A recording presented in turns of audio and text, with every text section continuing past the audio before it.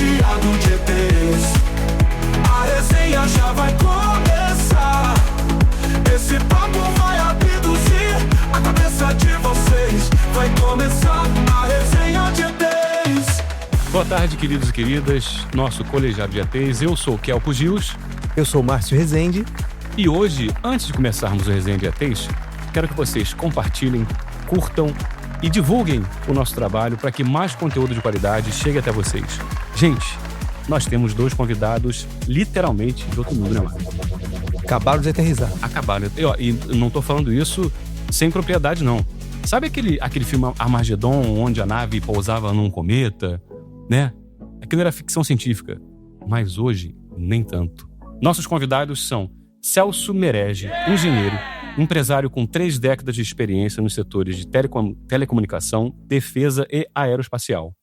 Celso trabalhou como executivo de grandes corporações europeias e norte-americanas, incluindo Xerox, Intel, SES, Harris, antes de fundar a Merege, onde passou a representar corporações no Brasil e na América Latina. Dentre as corporações, representa a SSC, Swedish Space Corporation, a AMC Asteroid Mining Corporation. Olha só, Asteroid Mining, sabe o que significa isso? Mineração em asteroides. Uau! Né? A Space, uma empresa japonesa que há pouco tempo colocou uma sonda lá na Lua, uma nave espacial lá na Lua. Né? A Nant da Índia e PhD Soft Brasil, Cypher Brasil também. Temos também aqui Daniel Merege, empresário com 3 anos em telecomunicação, defesa e aeroespacial também. É advogado com especialização em direito digital e contratos. Uau! Sejam muito bem-vindos. Obrigado, Kelpo. Obrigado, Kelpo. Gente, eu quero fazer logo uma pergunta que eu fiquei assim, abduziu minha mente. Quando eu olhei assim essa pergunta, eu falei, meu Deus do céu, é verdade isso? Quer dizer que existem trilhões e trilhões e trilhões de dólares flutuando no espaço? Pois é. Quer começar? Não, pode falar. Fica à vontade. O que a gente pode... Para não dar muito spoiler, né? Porque tem muita pergunta que vai fazer a gente voltar nesse tema. O que a gente pode... Mas dando spoiler de todo jeito, né? A gente pode explicar para vocês que entre Marte e Júpiter tem um cinturão de asteroides, conhecido genericamente como cinturão de asteroides, para não confundir com o que está lá no fim do Sistema Solar, que é o Kuiper, que é muito menos acessível, vamos dizer assim, né? E nesse cinturão mais acessível, apesar de ser bastante longe também, existem asteroides já identificados. São milhões deles e uns 1.500, vamos dizer assim, dentre uns 1.500 já mais ou menos mapeados, existe um realmente que tem uma cifra astronômica, sem trocadilhos, né? Porque essa questão passa por analisar material que compõe esses asteroides. Esse, que tem um nome complicado, Psyche 16 ou 16, né? Não vamos entrar no mérito de quem deu esse nome nem por quê, porque senão a gente vai desviar do assunto. Esse asteroide é provavelmente um núcleo de um pequeno planeta em formação que se degradou numa colisão e sobrou lá flutuando. Ele é muito denso, ele tem materiais mais nobres, inclusive, né, que simplesmente ferro e outros metais mais conhecidos. E ele seria não apenas muito valioso pelo tipo de material que ele tem, mas também pelo fato dele ser um núcleo exposto de um planeta que ainda está... É no irmão dos nossos planetas do Sistema Solar? Não se sabe bem porque ele está no cinturão de asteroides. Ele provavelmente estava... Quando você vai crescendo um corpo celeste, né, a gravidade vai aglutinando pelo peso que eles têm, eles ficam mais no centro natural. Isso é uma formação natural para o corpo celeste. Então, o que tem de mais pesado tende a ficar no centro dele e ele vai se construindo. Por exemplo, no Sistema Solar, a gente tem pelo menos 4 rochosos, né? Vênus, Mercúrio, Terra e Marte. Né? Os demais são gasosos, então se você tentasse entrar neles, você não teria onde pisar, teoricamente, né? Não há um núcleo rochoso. Mas quando existe um núcleo rochoso, porque os materiais que se aliançaram são desse tipo, né? Esse núcleo rochoso nunca está visível para a gente quando vê o planeta pronto. A gente encontra um núcleo desse exposto ali e chega à conclusão de que ele é produto de uma colisão e sobrou ali daquele jeito. E fica ainda mais interessante, além do valor intrínseco dos materiais que estão ali, fica interessante dizer que essa é a melhor oportunidade que a gente já teve de analisar um corpo como esse exposto, né? E dizer, puxa, agora eu não preciso cavar nenhum desses planetas. Como se ele contasse uma história? Exatamente. Como é que eu vou chegar no núcleo de um planeta para saber como ele é? Pois é, não tem como perfurar. Que oportunidade eu teria para fazer isso, se não essa, que expõe esse núcleo lá? Então ele tem, por exemplo, a NASA está indo até ele, né? Tem uma missão a caminho, né? Só que eles dizem que o motivo da missão é explorar o núcleo exposto de um planeta em formação. Não são os trilhões de toneladas de ouro. É o dinheiro que pode sair nisso. Então, além do valor dele em relação aos metais preciosos Sim. que o compõem, também é isso, científico, um valor científico enorme. Nossa, o valor oportunidade única. Né? Acho justo. Viabilidade financeira e científica. Isso. Né? Até porque ciência custa dinheiro. Então, se a gente tem uma razão né, de natureza econômica para ir lá, então, ok. Acho ótimo. Porque não uma justificativa, né, para a missão também, porque a missão é governamental, enquanto o NASA é uma missão governamental. Então, os contribuintes americanos, para plagiar o jeito que provavelmente o Trump estaria dizendo, os contribuintes americanos estão pagando e querem saber por quê e para quê, né? Então, teoricamente, a NASA gasta muito dinheiro, né? Então, teoricamente, ela tem que se justificar. Então, a ciência tem primeira justificativa, mas é lógico, e também não é só chegar e dizer, cheguei, esse material todo está à minha disposição, né? Ele está lá. Extrair é muito mais difícil, talvez até do que chegar lá. Que tem que trazer toneladas e toneladas. Isso que também sempre me encantou e me intrigou. Eu sempre, desde pequeno, assisti todos os filmes que você imagina de nave espacial, de foguete. Meu primeiro livro foi um livro só dos foguetes já construídos pelo homem, então eu tenho assim, um encanto muito particular para esse assunto, né? Para os nossos telespectadores, expliquem como é que é complexo chegar numa pedra dessa a não sei quantos milhões de quilômetros de distância, né? Porque para a maioria das pessoas pode ser uma ideia muito vaga, né? Você liga o foguete, você mira lá, vai dirigindo o foguete no espaço, dá ré, freia no espaço, né? O Celso nem apresenta uma empresa de mineradora. Sim.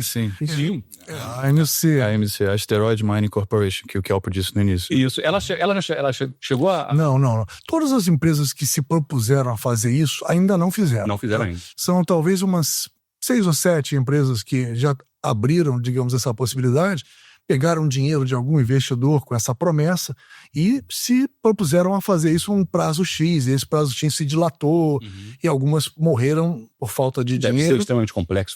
Nesse meio de caminho deixaram até de existir. Então, a AMC é uma empresa com 10 funcionários. É uma empresa com pessoas muito jovens, né? O presidente da AMC tem a idade do Daniel, ou menos. Tem um pouco mais jovem. É mais jovem que o Daniel. O Daniel tem... Ele está com 30 anos, ele tem 20 e poucos, enfim.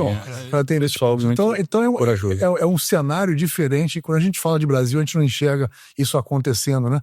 Mas lá fora é um cenário cada vez mais constante. Pessoas jovens se engajando em propostas audaciosas, vamos dizer assim. E o terreno empresarial talvez tão árido quanto o próprio espaço, né? Exatamente. Então, quando o cara se propõe a fazer isso, primeiro ele não tem como provar que ele consegue. E passa a ser um sonho na frente do investidor. Como é que você chega com um pitch, que é aquele conjunto básico de slides que mostra que você merece aquele dinheiro, né? Como é que você faz um pitch para ganhar isso de um investidor? Você chega lá e diz, olha, eu vou para um asteroide, eu sei que existe um lá que vale trilhões, quintilhões, um negócio imensurável praticamente, e o cara vai dizer, bom, isso parece uma fantasia, né? O que você pode fazer para conseguir isso? Me prove que você pode. Então, ele faz isso por etapas. Normalmente, eles pegam e marcam uma primeira meta. Vou construir o robô que eu vou usar para fazer isso quando ele chegar lá. Um robô minerador, por exemplo, né? E eu, para provar que ele funciona bem, não vou levar ele até lá, porque o custo de fazer isso, o tempo seria boçal, seria muito grande. Não é viável. Então, eu vou ter que arranjar um ambiente onde eu possa testar isso para provar para o meu investidor que isso vale a pena ser feito. Sim. Então, onde é o ambiente mais próximo, que te dá uma condição de gravidade menor, não microgravidade como no asteroide, porque o asteroide tem tão pouca gravidade que você, ao tocar nele, você resvala. Se você não segurar nele, você volta. Entendeu? Então, esse tipo de equipamento normalmente tem garrinhas nas pontas, né? Magnéticos, às vezes, para poder, dependendo do material do asteroide, se fixa. Isso, metálico, né? Então, enquanto você não tem como chegar lá, se o robô capaz de fazer isso, vai ter que provar que ele é suficientemente bom um ambiente intermediário. Por exemplo, a Lua. Perfeito. Entendeu? E qual a complexidade de você acertar uma pedrinha lá perto de Júpiter e se agarrar nela, extrair material e voltar para a Terra. É uma matemática e tanto, né? Você sabe.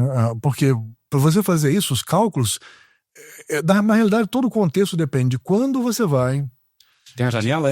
Porque um corpo celeste está se deslocando e o seu objetivo é esse.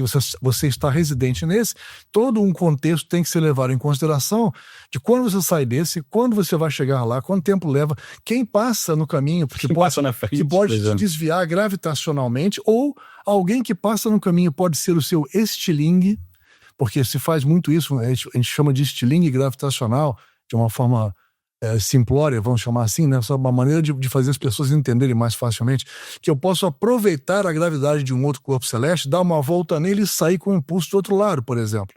Então você vai compondo em órbitas diferentes e você chega lá com um planejamento que vai acontecer porque você já sabe o caminho que os corpos celestes estão traçando. Então, eu queria fazer uma provocação. Fala.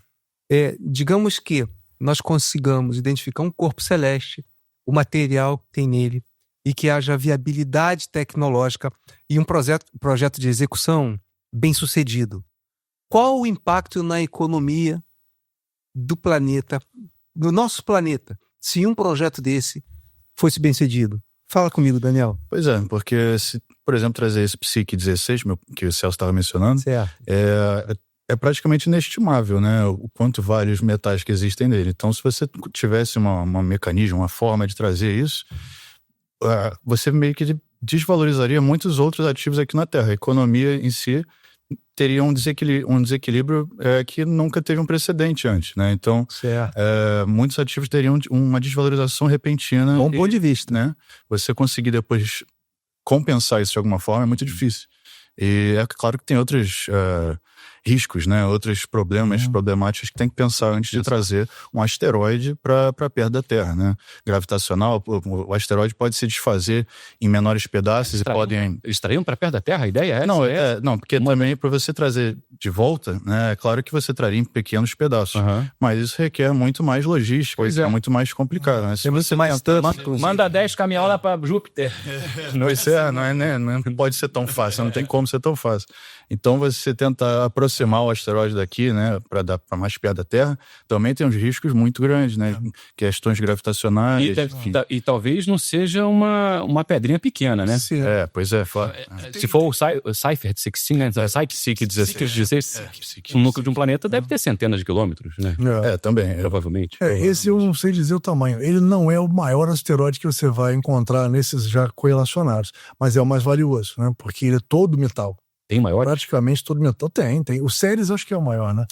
O Ceres é muito grande. Seria um planeta anão, quase, mas tá lá. Hélio 3, eu ouvi falar de uma... Porque existe o olhar para o espaço, tem a ver com as matrizes energéticas que são oferecidas em abundância, né? E já foram identificadas em alguns lugares, né? Isso tem um pouco a ver com a razão pela qual nós estamos colocando todos os nossos canhões para a Lua? Também. Então, por exemplo, Hélio 3 que você mencionou é um recurso que agora está sendo muito visado por potências enormes, tipo a China, por exemplo, porque é um recurso que praticamente não existe na Terra, é quase mínimo a quantidade que existe de Hélio 3. Nem sabia que existia na Terra. Pois é uma porcentagem minúscula. É um isótopo do hélio. Hélio é um gás, né, claro, mas ele é um recurso que ele é muito utilizado para fusão nuclear, que vai ser uma tecnologia que está sendo desenvolvida exatamente. Que é uma energia limpa que você consegue usar para tirar muita energia daquela reação, e é praticamente se você conseguir ter uma fonte muito grande de hélio, que no caso seria a Lua, esse hélio 3, porque o hélio 3 aqui na Terra, ele não existe muito por causa da atmosfera, né? Então ele existe em abundância no Sol, ele é produzido no Sol. Por fusões químicas, reações químicas. E ele é despejado em grande abundância na Lua, porque na Lua não tem atmosfera, então não existe esse filtro. Então ela seria um grande reservatório de hélio 3. Exatamente, já foi identificado. Esse é o chamariz para a exploração espacial agora em relação à Lua? Economicamente falando, sim, porque primeiro pela quantidade que existe lá e total carência que existe aqui, né? Como lá não tem atmosfera, ao longo de bilhões de anos, aquilo foi se depositando. O Sol vai enviando isso e vai se depositando. Então não se sabe dizer quanto tem, mas certamente algumas boas toneladas, ou muitas toneladas, né? Eu meço em toneladas, mesmo sendo um gás, porque é possível, com condições de temperatura e pressão, você pode mensurar em volume, né? Ou em peso também, o volume e peso. O fato é que, tipicamente, 1 quilo, se eu chamar de quilo, de hélio 3, pode render $50 milhões. 1 quilo? 1 quilo. Então, isso é difícil você mensurar agora. Comprar as picaretas, vamos para a Lua? Você imagina eles trazerem 3 toneladas de hélio? É difícil você mensurar isso, porque isso é mercadológica, né? Mas por que vale tudo isso? Porque só com ele você consegue uma reação de fusão estável. Fusão é a segunda forma. Você conhece e usa só a fissão, né? Você vira um Oppenheimer, vira fissão nuclear. Certo. Aquilo é uma o que acontece nas indústrias, nas usinas atuais. Você colide uma partícula com a outra para produzir uma energia, liberar uma energia nova. A gente também faz isso aqui, ó. Nosso Wi-Fi é...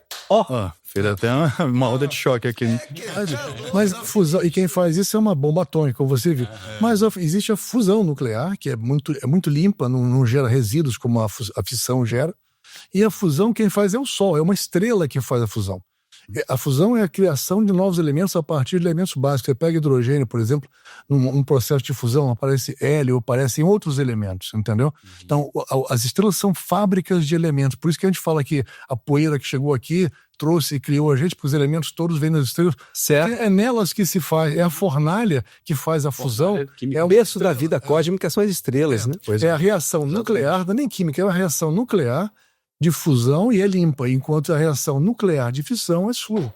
Ela te gera muitos problemas, ela é incontrolável quase, né? Porque você fica sob o risco de gerar uma explosão e perder o controle daquilo. A fusão também é difícil de controlar, mas uma vez que você consiga isso e gaste menos energia para manter o processo de fusão em andamento do que você vai obter, ela passa a ser interessante. Sim. E até aqui ninguém havia conseguido manter um reator de fusão funcionando gastando menos energia do que... Há pouco tempo aconteceu isso, né? Mas aí a China fez por 117 minutos.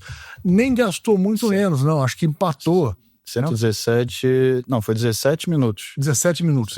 Cento e tantos... Antes eram cento e tantos segundos. Era um recorde anterior. Então, foi um tempo muito curto que eles tinham conseguido fazer essa estabilização da fusão nuclear ali na tecnologia que eles desenvolveram. Mas agora eles conseguiram por 17 minutos. Então a gente está mais próximo de obter uma fusão... A gente não, os chineses. Os chineses, né? Ciência e humanidades, é isso. Kelpo, deixa eu fazer uma observação. Você percebeu a quantidade de informação? Esses caras são empresários. Eles são... que eu vou que nem aquele ali, a cabeça faz assim. Eles são representantes, né, de grandes empresas, né, de tecnologia aeroespacial, mas olha o conhecimento que qualifica eles para estar nesse lugar. Eu falei para vocês que aqui o conteúdo é de qualidade, né? Falando sobre essa corrida da Lua, a gente poderia chamar de uma nova corrida à Lua, porque a corrida à Lua na década de 60 foi uma questão militar, de domínio geopolítico, né? Guerra civil, Guerra Fria. Guerra Fria, né? E atualmente vê-se que o objetivo é um objetivo econômico e também, de certa forma, podemos dizer de mudança de paradigma em termos de matriz energética para o planeta, né? Estratégico. Tem vários motivos. É que naquela época da Apollo, né? A gente chamava de momento Apollo, né? Agora vou ter que chamar de momento Artemis, né? Porque mudou o nome, agora não estamos mais chamando de Apollo. A NASA batizou de Artemis, um novo programa, né? Artemis, E só uma curiosidade, Artemis é a irmã gêmea de Apollo, né? E agora as mulheres também estão embarcando para a Lua. Então, por isso se chama Artemis. Tá? Então, tem mulheres, tem representantes de minorias, tem todo um engajamento de outras pessoas. E Artemis eles acharam que simbolizava melhor. Então, o programa chama Artemis. Né? Então, a era Artemis é uma nova era Apollo, 50 anos depois, com uma motivação bem diferente, vamos dizer. Porque, como você mesmo disse, né? Eu ia antes porque queria chegar antes do russo. Ou na época, antes do soviético, né? Agora, chegar antes do russo não faz mais tanto efeito, mas chegar antes do chinês faz. Então, esse motivo ainda existe e foi retomado há pouco tempo. Ainda é geopolítica? Ainda é geopolítica. Mas você pode olhar diferente. Agora que você consegue reconhecer o valor do isótopo de hélio, por exemplo, do hélio 3. Agora que você lembra das terras raras, que está difícil de conseguir, que podemos debater isso também depois. Sim. Está difícil de obter terras raras, virou motivo de chantagem de ponta a ponta, a Ucrânia foi chantageada com isso, a China tem as maiores reservas e coisa e tal. Aí você olha na Lua e fala, pô, mas ela também tem. E quando você começa a pensar, mineração é aquilo que destrói meu meio ambiente aqui, que sempre me deu problema, que sempre eu vou ter que lidar com isso com um cuidado extremo. A Lua não tem meio ambiente para ser destruído, né? Então, teoricamente, eu devia levar para a Lua as coisas que eu não preciso fazer na Terra. Com isso, vou ter um ganho ambiental fabuloso também. Se eu pudesse minerar solar e não aqui, ou mais do ponto de vista excelente, aqui, entendeu? Excelente. Entendeu? Já que lá não tem atmosfera, não tem água potável exposta, não tem nada, não tem animais andando de um lado para o outro que vou prejudicar. Sim, árvore. Não tem nada aqui, não tem o que prejudicar, teoricamente, né? Aí alguns dizem, você vai minerar a Lua até ela acabar. Também não é assim, né? Tu disse que tem alguém falando isso. Você vai cavar tanto que um dia a Lua desaparece.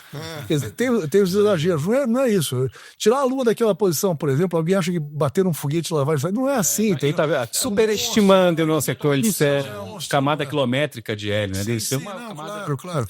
É só deposição. A gente chama, inclusive, tem muita coisa em formato de pó em cima da crosta, né? da Lua. E é tudo genericamente chamado de regolito, né? Então você vai minerar o regolito primeiro, que é basicamente cavar aquela poeirada, juntar, ver o que tem ali, uma coisa até simples de fazer. Sim. E depois você vai dizer, bom, se eu me aprofundar, eu vou encontrar mais alguma coisa, ou eu estou feliz já com o que está aqui na superfície, entra um outro parceiro, um outro player e faz um outro trabalho. Quer dizer, tem para muita gente na Lua. Mas também o objetivo, acho que mais visado hoje em dia, mais curto prazo, é achar água na Lua, né? Sim, primeiro. Água em forma de gelo, né, na verdade. Certo. Por que é? Porque, por exemplo, só uma observação é que o ponto mais interessante de chegar, de se alunizar, né, não é aterrissar, porque você está indo para a Lua, aterrissar é na Terra, né? Aterrissar na Lua tá errado. Alunizar, Então, você alunizar mais perto de uma cratera, por exemplo, crateras no polo sul da Lua, são onde mais tem chance de ter água, porque é onde tem a menor incidência de sol. Né? Então, no polo sul, quase não teve nenhuma incidência de sol na história da Lua, digamos, né? Então, é onde mais tem chance de ter água. Aí vai estar congelado ali, né? Exato. Então, você conseguir pousar, aterrissar, alunizar, me corrigindo, se alunizar perto de uma cratera, você chega mais rápido naquela cratera específica e consegue, tem mais potencial de conseguir achar esse gelo. E o gelo pode pode ser transformado de volta em água líquida e ser retransformado para virar combustível, por exemplo. Separar o hidrogênio. Separando o hidrogênio. Combustível de foguete, né? Exatamente. Então, combustível... E ela pode se tornar um ponto para, como se fosse um pré-posto de abastecimento até para viagens mais longas. Sim, exatamente. Você pode usar a palavra trampolim até, se você quiser. O quê? De lá, que tem menos gravidade, você sai muito mais fácil. Então, se aquilo for um entreposto ou um posto avançado, se for um lugar onde eu tenha recursos para me reabastecer, de lá é mais fácil que sair da Terra, entendeu? Melhor ainda, eu posso construir as coisas... Tipo piranga do espaço. É um posto de abastecimento, basicamente. É mais que isso, porque se você pensar assim, por que eu vou... Se eu estou minerando lá, por que eu vou levar as coisas para a Terra para depois levar de volta o produto final para lá? Eu posso construir lá mesmo. Eu posso ter fábricas lá. E elas não precisam ficar aluniçadas, elas podem ficar em órbita também. Como aqui na Terra se faz já. Hoje você pode ter fábricas em órbita. Tudo que você vai deixar em órbita ou que você vai levar embora pode ser fabricado no próprio espaço. Isso eu estou deixando para tentando não fazer spoiler de coisas que você pode vir a perguntar em seguida, mas uma das coisas que pode acontecer, que hoje se você olhar para a estação espacial que você mencionou agora há pouquinho, né? Coitada, ela vai ser descomissionada até o final da década, né? E por vários motivos econômicos também, então ela vai cair no Pacífico propositalmente, vão deixar ela morrer. Uma queda controlada. Uma queda controlada, né? Um de-orbit, né? Tirar de órbita e deixar cair. E vai existir uma outra, porque se você olhar, ela é muito antiga. E se você lembrar, ela foi construída por astronautas em passeios externos, presos pelo pé por um guindastezinho e soldando e parafusando coisas, quer dizer... A idade da pedra do espaço. É absurda de difícil, entendeu? Superação. E assim, ela é a maior obra de engenharia humana, historicamente falando, entendeu? E ela vai pro limbo agora, né? Então vai entrar alguma coisa no lugar. Mas se você comparar ela com a da China, que é nova, A da China é limpa, é diferente, é otimizada, é moderna, é tudo de bom. E a antiga realmente, em algum momento, ia ter que ser substituída e vai, né? E o curioso só é que a China não participa da internacional porque essa porta foi fechada à China, né? E agora ela construiu uma melhor. E ela falou, bom, tá bom, se eu não posso ir para onde vocês, eu faço a minha. Gente, tome cuidado com impressionante. Essa galera sempre à frente. Gente, então, ó, direto dos livros de história e de ficção científica para a realidade dos filmes, né? A gente já tá vivendo uma época na humanidade em que a gente vai começar a ver a presença humana cada vez maior no espaço, né? Cada vez com estruturas cada vez mais complexas e modernas, né? E isso, nossa, isso é impressionante. Eu acho que é porque a gente tem o DNA dos antigos navegadores, né? Sim. Porque quando a gente fala dos navegadores, de colonização, né? E depois dessa corrida espacial, da Guerra Fria, acho que é esse mesmo DNA que orienta a gente espaço afora, em busca de novos recursos, né? Para continuarmos dessa nossa expansão. Elon Musk, por exemplo, é um belo exemplo exatamente essa ideia de colonização. Ele quer ir para Marte, né? Que é justamente criar essa base em Marte. DNA dos antigos navegadores. Pois é. Vocês acham que isso é possível? A gente ir para Marte, morar em Marte, colonizar Marte? Eu admiro Elon. Assim, o cara, para mim, ele é um gênio, mas eu não sei se está tão distante da minha cabeça o negócio dele. Acho que primeiro alguém gostaria de ir morar em Marte, porque se você vai, a passagem é só de ida, provavelmente. Você até tem como voltar, mas é complexo, né? A janela de tempo, que Marte também se move, né? Então você tem que calcular a menor janela de tempo, a mais otimizada, vai te levar para lá em muitos meses, ou 4 ou 6 meses. E a menos otimizada em 4 ou 5 anos. Então, fazemos isso de navio, de um continente para o outro, 6 meses. Dando oxigênio, céu azul na cabeça, né? Mas eu pego o solzinho, dá um tibum, pega o peixinho, faz um peixinho. Resolvido. Mas sabe uma coisa, é tão complexa, será que vai ter uma linha contínua de ida e volta? Não vai. Então você vai dizer, bom, eu fui, quando é que vai ter outro bonde para eu voltar? Tão cedo não, né? Bonde para vir ainda vai ter mais algum. Para voltar, provavelmente não. Contrato com a linha, não chegar, ó, não volta, não, eu vou para Marte. A passagem é só de ida. Mas você olha a questão psicológica, olha a questão de risco, de tudo isso, você vai dizer, poxa, você sairia... Você tem que estar com muita raiva do teu planeta para mudar para Marte, né? Eu queria fazer uma comparação reduzida das pessoas que mudam de continente, né? E até por razões como, por exemplo, tá insatisfeito com a educação de um povo, com a economia de um país, e ele sai e aí ele descobre vínculos que ele nem sabia que tinha, né? E volta. Enfim. Não poderá voltar. Se bem que eu li que primeiro ele vai mandar os Optimus, né? Mandar os robôs. Sim, os robôs, claro. Para eles construírem tudo lá, para depois mandar... Eu não sei se gostam dessa questão dos extraterrestres, né? Se você fosse... Vamos falar um pouquinho disso também. Posso me... Claro. Fica à vontade, só nós convidamos. Volta a diversificar a pessoa. Volta. Mas vamos lá. Se você fosse um extraterrestre, você iria se aventurar com o seu corpo físico em uma distância interestelar para ver o que há do lado de lá, ainda que você tivesse o espírito do navegador ibérico e coisa e tal, você dizer, poxa, eu acho que é melhor mandar um robô na frente, né? E é o que o Elon Musk vai fazer, é o que todo mundo faz com a Lua também. Ninguém tá... Quantas missões pousaram na Lua agora e nenhuma delas tinha astronauta. Sim. E apesar da Apollo ter feito isso, é quase inacreditável que eles tenham conseguido 6 pousos de sucesso, que nenhum deles tenha dado um crash, numa época em que os caras tinham que usar calculadora e gente... Analógico, né? Não faz hoje. Computadores eram piores tecnologicamente do que o nosso celular que a gente tem. É uma curiosidade que eu acho que não sei se você viu aquele filme da... Eu vou lembrar... Apollo. Não, eu vou lembrar o nome daqui a pouquinho, mas as pessoas eram contratadas para o cargo de computador. A pessoa era o computador. Eram sujeitos que fazia conta. Você pode ver, existe um filme sobre a NASA. Não sabia disso. Existe um filme da NASA que fala que mostra os bastidores, né?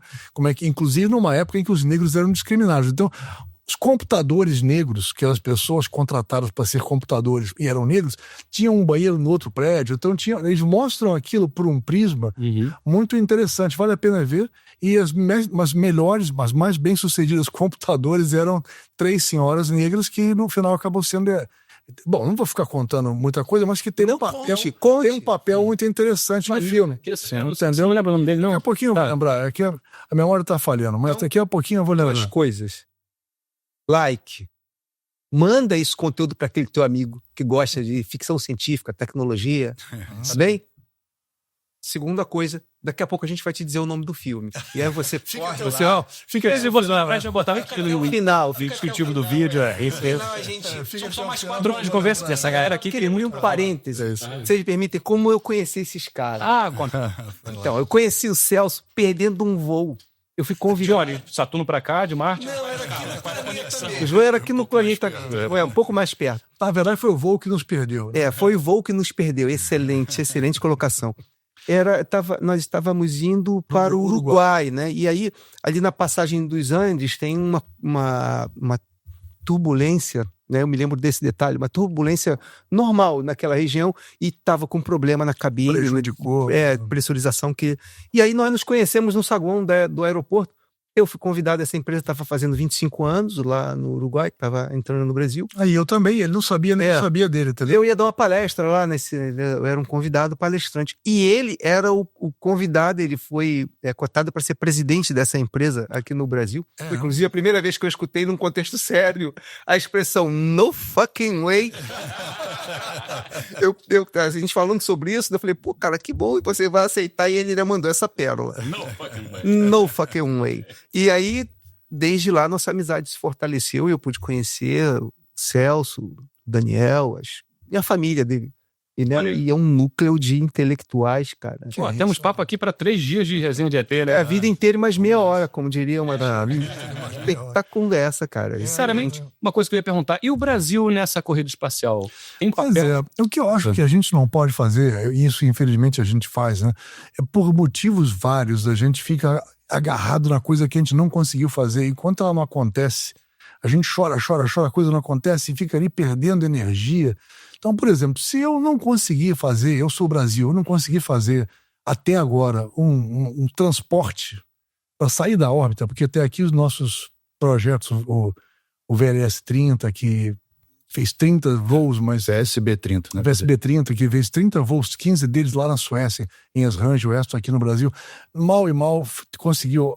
São voos suborbitais, eles vão até lá e o projeto era para ser apenas um voo suborbital. Depois ele desce, ele faz um experimento temporário no trajeto e desce. Tipo, fornece aquele ambiente de microgravidade temporariamente e desce. Só para isso, a gente fez zilhões de tentativas e tal, e não conseguimos fazer aquilo se consolidar. Depois a empresa faliu, que era a Vibrar, está até agora em falência, mas é a única empresa que nós temos para isso, e é privada. Então, por ser uma empresa privada, o governo cobra impostos, não quer aliviar os impostos. Tem toda uma falta de política para fazer a sobrevivência, assegurar a sobrevivência de quem está fazendo isso. Mesmo com o status de empresa de defesa, que dá um monte de isenções e coisa e tal, mesmo assim esses caras estão quebrando a cara, e não é de hoje. Por que eu vou ficar insistindo que enquanto esse cara não conseguir me levar até a Lua, eu não passo desse estágio?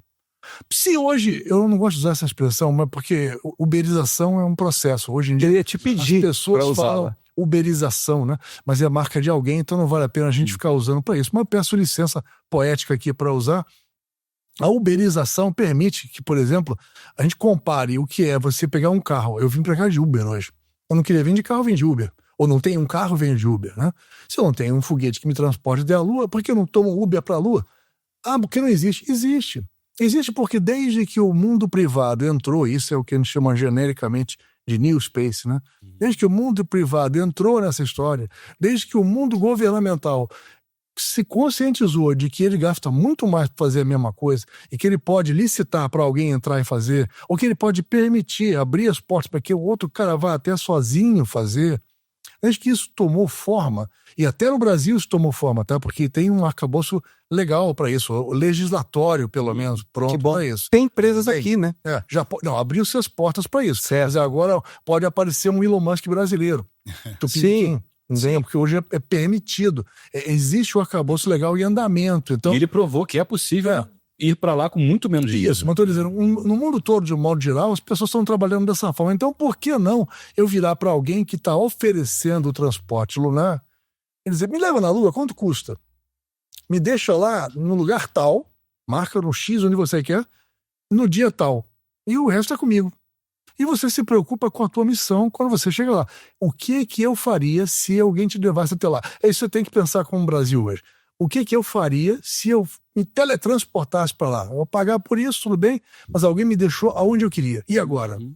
Eu tenho equipamento, eu tenho um payload, como a gente chama, que eu posso transportar. O payload é a carga útil, é aquilo que eu levo dentro do... Existem projetos também, a gente tem projetos de pesquisa espacial. Sim, tem. A Embrapa tem também, por exemplo, de fazer agricultura na Lua, né? Então, fazer testes de agrícolas na Lua, né? Tentar plantar alguma coisa lá, fazer um tipo de estufa que tentasse, por exemplo, já tem até matéria sobre isso, usar sementes de batata doce, de grão de bico, tentar fazer uma plantação na Lua para ver se seria viável ou não, qual é o ambiente ideal para aquilo ou não. É matéria específica, né? Para a gente agora podemos falar disso especificamente, mas basicamente, só para você entender, é material geneticamente alterado para ter características de resistência que possam trabalhar dentro de uma estufa.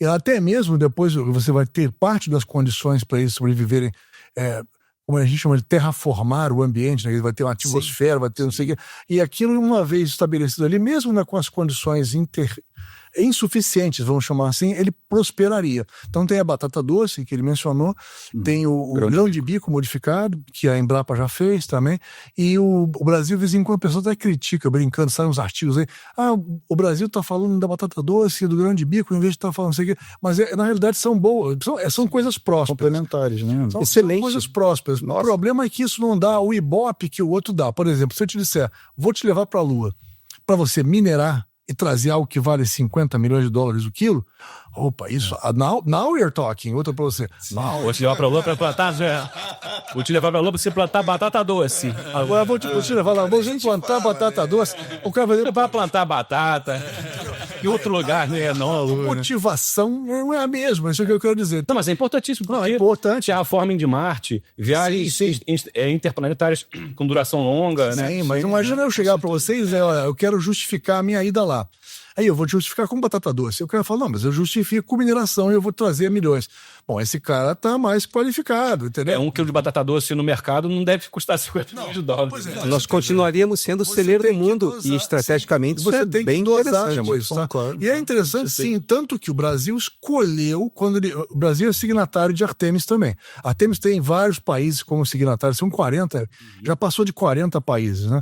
Então, o Brasil talvez tenha sido o 30º tal, mas tudo bem, ele está lá assinado também, cada um tem um propósito de contribuição. Então ele vira e falou assim, meu propósito é a agricultura no espaço. Acho que foi isso que o Brasil assinou desse jeito. Esse é o papel do Brasil. Então, se o Brasil se dispôs a fazer agricultura no espaço como justificativa para assinar a participação dele na Artemis, agora ele tem que, no mínimo, ir até o espaço tentar fazer. Certo? Senão, não fez sentido. Então, por que assinou? Então, é difícil você chegar para os caras e dizer, poxa, você tem que ir e tem que fazer a tentativa para isso. E alguém dizer, não, mas não está na hora. Então, por que você assinou? Então, você está engajado, não tem, agora tem que fazer. Tá bom, não vou lá só para isso. Eu posso me engajar para minerar. Com isso, eu faço outras coisas acontecerem, que justifica melhor. E eu levo também uma estufa, como ele mencionou. Faz um combo, né? Bota uma estufa, porque o espaço dentro de uma cápsula de transporte, pro payload, é relativamente amplo para o propósito em questão. E o robô minerador pode ser pequeno, esse que a gente representa e que a gente está discutindo aqui, ele tem 40 centímetros de altura do solo. Sério? Só. Sim. Ele é escalável, né? Ele pode ter até quantos metros de altura? Até 10 vezes 10 vezes esse tamanho de 40 centímetros. 4 metros de altura? Se você quisesse fazer um grande assim, você poderia. Mas para levar para a Lua não faz sentido. Claro. Peso, você paga fortunas para deslocar esse peso para lá. É a cubagem, né? Então você não vai querer que ele seja grande. Ele vai lá fazer experimentos. Então, pequeno, ele resolve o assunto, certo? Ele tem um cargo bay, a barriguinha, que ele pode por até 5 quilos. Então, ele funciona... Mas é $50 milhões só ali, na maioria do robô. Não, mas ele vai pegar para analisar. Ele tem capacidade de análise físico-químicas, né? Então, ele pega aquilo, analisa. Se ele achou gelo, por exemplo, ele levanta um bracinho, porque ele tem 6 câmeras ao redor dele. Ele é mais ou menos como se fosse um disco, né? Com as patinhas, as perninhas todas, né? Ele é um hexapod, ele tem 6 pernas. Podia ser um octapod, como uma aranha, mas não é. É um hexapod. As pernas podem virar braços, é só levantar. O que tem na ponta, normalmente é uma garrinha, porque ele foi feito para asteroide, mas ele está sendo validado no ambiente lunar. E o ambiente lunar tem 1/6 da gravidade da Terra. Tem gravidade. O asteroide é praticamente zero. Então lá ele se segura para não se perder voando, né? um ser escolar, né? Então ele pode alternar, ele é todo modularizado, então é configurável ao extremo. Você pode parafusar aquele troço e botar um outro tipo de apoio. Olha que interessante. E você pode, aqui é todo modular e todo flexível, né? Todo customizável. Então pode ser para minerar, pode ser para outra coisa, mas ele em tese já tem o básico para uma análise físico-química. Então e qual é a vantagem dele ter pernas? Por que você faria com pernas? Não, pensa bem. Se todo robô que você vê no formato ou na função de rover, né, andando pela Lua, desde as décadas de Apolo, tem rodas, né? Sim. Por que não fizeram nenhum com pernas? Terreno acidentado, talvez ele se desempenhasse. Mas tem só por isso? Pensa um pouquinho, o que você faria um robô com pernas a essa altura do campeonato? Ele já podia ter feito antes, né? Por que só agora você está fazendo com pernas? Não sei. Ele é o único, por enquanto. Eu até falar sobre isso, porque as sondas, por exemplo, que estão em Marte são todas rovers, né? Sim, todas e não, nenhum com pernas. Você tem uma desvantagem por ter pernas, porque o consumo energético para andar com pernas é maior do que roda. Roda você está rodando, está deslocando, está deslizando quase. O de pernas você está gastando aquilo e ele é lento. Por que então um robô com pernas? Porque ele pode entrar numa cratera. E mais importante, ele pode sair dela. Perfeito. Você pode sair. O rodas também entra, mas ele entra caindo. Ele não sai. Cara, que bárbaro. Interessante isso. Então, ele foi feito com o propósito de entrar numa cratera. Esse robô de qual empresa é? Asteroid Mining Corporation, AMC. Então, os robôs todos que você vê com rodas, eles têm uma vantagem de se deslocar mais rápido, gastando menos energia, são maiores também, porque o propósito dele é carregar muita coisa. Então, você pode imaginar, por exemplo, um arruamento lunar, vamos chamar assim, e você transportar no cargo bay de uma coisa maior, de um cara com rodas, mais de um robozinho desse. Você conhece uma tropa de robozinho. E você vai até a cratera XYZ, deposita um cara, vai lá, cratera KJ não sei o que, deposita outro, entendeu? Cara, isso aqui é de ficção científica. Ficção já não tá, já passou a virar realidade. Eu queria voltar um assunto, a gente falou do projeto Artemis e dos países signatários, né? Cada um colaborando, né? Com um determinado aspecto da missão, né? E eu sei que vocês conhecem muito desse assunto, porque uma das empresas que vocês representam é indiana, né? E esse assunto, ele mira para o espaço, mas ele também nos conecta com a questão dos interesses da Terra, da geopolítica.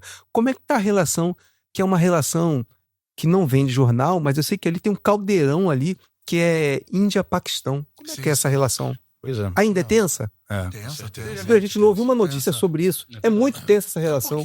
O eixo geopolítico disso não toca muito na gente, então isso não dá ibope no nosso noticiário, mas é constante do lado de lá. E é muito tensa. Uma vez, eu trabalho com isso há 15 anos. Né? Certo. Uns 13 para 14 anos, talvez. Ou seja, 15 anos quase. Sinceramente, só olhando. Mas a primeira vez que eu mandei correspondência para lá, eu mandei oferecendo um determinado produto, que era um míssil, depois eu explico melhor isso até um outro dia. Certo. E um míssil que a Marinha queria produzir aqui, não tinha escala de produção, mas estava pronto para... Por que vocês não pegam isso, produzem aí, que eles têm essa capacidade? Porque eles lá têm uma coisa que a gente não tem, que a gente carece muito, que é o inimigo. Né? A gente não tinha, né? Sim, a gente não tinha. Então, mas eles não carecem de inimigo, a gente carecia. Então eles diziam, meu míssil, a Marinha compra 2 por ano. Aí você consome 700 dele por ano. Certo. Faz você aí. O míssil está pronto. Então. E acabou que eu mandei essa correspondência dizendo que era bom, até porque que eu sabia que o Paquistão não tinha um daquele. A correspondência emudeceu porque eu escrevi Paquistão. E eu fui saber quase 40 dias depois por quê. Porque um outro indiano me disse, olha, você não pode escrever a palavra Paquistão em lugar nenhum. No e-mail. Entendeu? No e-mail. Porque você entra você cai na lista negra. E a empresa que recebeu também. Entendeu? Então, você cria um problema para a empresa. Níveis de tensão. O nível de tensão é complicado, né? Eu me lembro que uma vez eu entrei num hotel, isso tem até no aeroporto também, mas os carros com aquele negócio de detector de coisa embaixo do carro e tal. E eu achei engraçado até que o cara estava fazendo revista com aquilo. Ele não tinha dado a volta no carro e o carro arrancou e entrou. Assim, o motorista achou que ele tinha passado. E ele não tinha. E eu olhei pelo não sei se o retrovisor aqui, e o cara lá atrás fez assim, o guarda fez assim. Fiz assim, Aí eu falei, tensa, mas não é tanto, né? Eu queria voltar ao assunto da exploração espacial, e saber que quando a gente fala em exploração espacial, a gente tem muita referência dos Estados Unidos, né? Sim, ainda mais agora com Elon Musk, né? E seus foguetes voadores e... Dizer que o foguete não dá ré, mas com ele dá, né? Bom, ele agora dá ré, algo que era impossível. Não dava, era tido como impossível, né? E outro dia eu ouvi falar que fizeram uma analogia que o que ele fez seria tão difícil quanto tacar uma agulha de cima do Empire State e fazer com que ela aterrissasse de cabeça em pé lá embaixo. Nossa. Eles acho que estão falando isso por causa da questão dos ventos, das influências todas que você tem que compensar enquanto está descendo, entendeu? Sim. Porque isso está variando, né? Então, o algoritmo disso, o cálculo disso, o tempo de resposta que você tem que ter, porque ele errou várias vezes, perdeu vários quase falhou, quase foi por causa disso, por insistir nisso, né? E quando funcionou, todo mundo de queixo caído. Até agora a China também quer fazer. Agora o cara da Amazon, esqueço, o Jeff Bezos está aí pronto para fazer a mesma coisa agora e tal. Então, todo mundo ficou incentivado pelo sucesso dele, mas ninguém tinha coragem. É aquela frase antiga que a gente dizia, né? Não sabendo que era impossível, foi lá e fez. Foi lá e soube. Pois é, tem uma full trocadilha. Tem uma frase que diz isso, não sabendo que era impossível, foi lá e fez. Não sabia que era impossível. Ninguém me disse. Não, porque quando alguém rotula de impossível alguma coisa, você se afasta, né? E ele se aproxima. Eu admiro muito o lado visionário dele, nesse sentido, né? Que ele é um cara que é um daqueles seres humanos que vem e não... Ele dita o que tem que ser feito, simplesmente. Mas... Pô, a NASA que é a NASA, descontinuou os ônibus, né, espaciais. Como é que tu vai vir aqui e vai fazer por 1/10 do preço? O cara foi lá e fez. Custou 10 vezes menos, se não me engano, 100 vezes menos. Uma coisa assim absurda. E agora que ele pousa de ré, a distância ficou imensa de qualquer outro. Ninguém pode fazer, por enquanto, o preço que ele faz. Não, tá assim, há anos. Entendeu? Então, falando sobre ele e essa iniciativa de Marte, né, eu queria voltar nesse assunto também e depois puxar um outro. Eu vi em algumas reportagens ele dizendo que a intenção de ir para Marte seria de preservar a espécie humana em função da ameaça de extinção que a gente tem em relação a choques, né, de corpos celestes com a Terra. E qual a opinião de vocês em relação a isso? Vocês acham que isso é possível de acontecer? A gente sabe que de vez em quando acontece o esbarrão, né? Os dinossauros que o digam, né? Pois é. É a história do longo prazo, né? Questão de corpo celeste para colidir aqui na Terra, eu acho que as chances sempre, além de vai ser sempre previsto, isso vai ser calculado, a previsão, assim como teve agora, por exemplo, o asteroide YR4 2024, né? Que ficou muito, viralizou isso muito em rede social, porque o pessoal levou muito a sério aquela análise que estava sendo feita pelos cientistas, que tinha uma porcentagem X de bater na Terra, mas hoje em dia a gente já sabe que não vai mais bater, mas ainda existe um risco de bater na Lua, por exemplo, né? 3,2% de chance de bater na Lua. E que vai ser até uma oportunidade única pra gente ver isso acontecendo ao vivo, né? Poder acompanhar aquilo. Isso é porque ele vai passar entre a Terra e a Lua. Vai passar entre a Terra e a Lua? Qual o tamanho dele mesmo? Ele é mais alto que, por exemplo, do que o Cristo Redentor, a estátua, né, do Cristo Redentor. Mas vamos combinar, em grandezas cósmicas, isso é raspando. Isso é muito... Tirando aquela pele, aquela ralada pequezinha. Mas já passou há pouco tempo, não me lembro qual foi o asteroide, passou um asteroide que você talvez lembre, entre a Terra e o cinturão geoestacionário de asteroides. Ele passou dentro do nosso cinturão de asteroides. De satélites. Cinturão de satélites nosso. A gente tem um cinturão de satélites geoestacionários mais afastados da Terra. Eles giram numa velocidade tal, a uma distância tal, que eles são capazes de se equilibrar e girar junto com a Terra. É o cinturão geoestacionário, né? Eles não ficam rodando ao redor da Terra. Eles estão rodando, mas a mesma velocidade. Para que eu possa rodar a Terra na mesma velocidade que ela, eu tenho que estar a quase 36 mil quilômetros de distância. Longe. A física manda que eu faça isso para me equilibrar em relação à Terra e começar a rodar junto com ela, entendeu? E aí por isso é que a parabólica é fixa.